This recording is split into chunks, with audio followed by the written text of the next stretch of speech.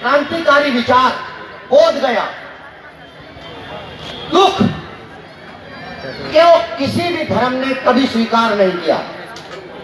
दुख के कारण को किसी ने स्वीकार नहीं किया।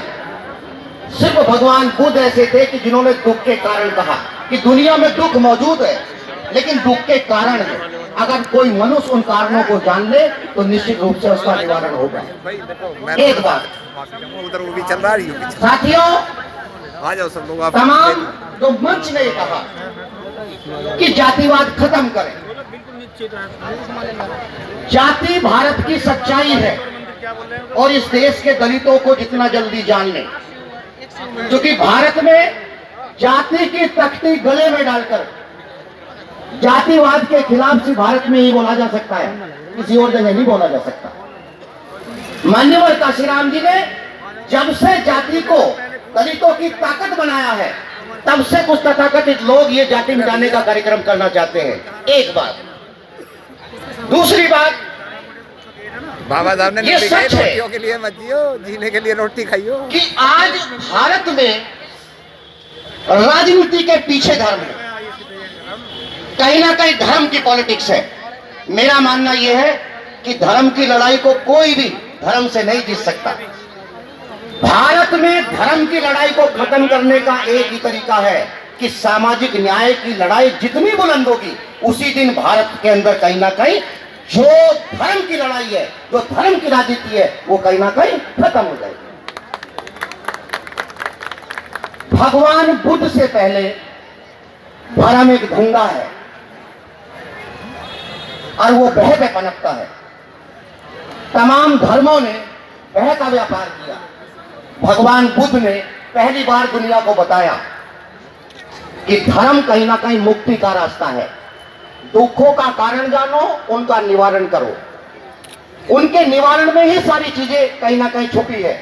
एक छोटी सी बात और कह दूं, क्योंकि अंतिम जो लाइनें हैं, हर आदमी यही जानना चाहता है।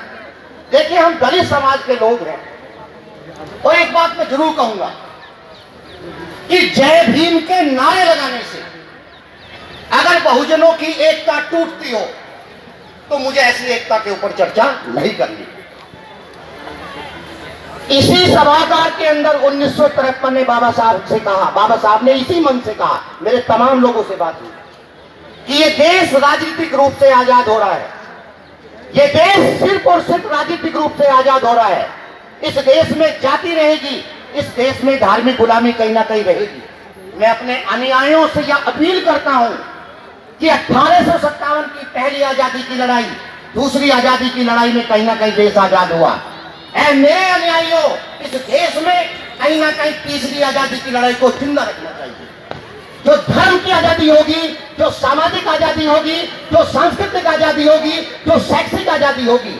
एक चीज मैं छोटी सी बात जरूर कहूंगा कि देखो, कौन किस भगवान को मानता है मुझ पर कोई फर्क नहीं पड़ता। जब मैं जात को नहीं मानता, जब मैं राम को नहीं मानता, तो मैं रामचरित को कैसे मान लूं?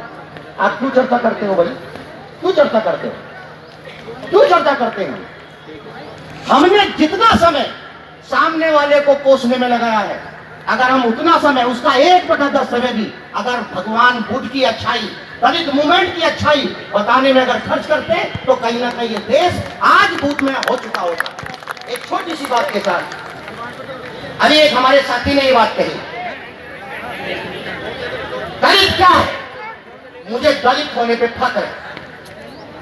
1832 का दलित, दलित का मतलब अनुसूचित जातियों में आने वाली जातियां। मैं स्पष्ट करना चाहता हूं,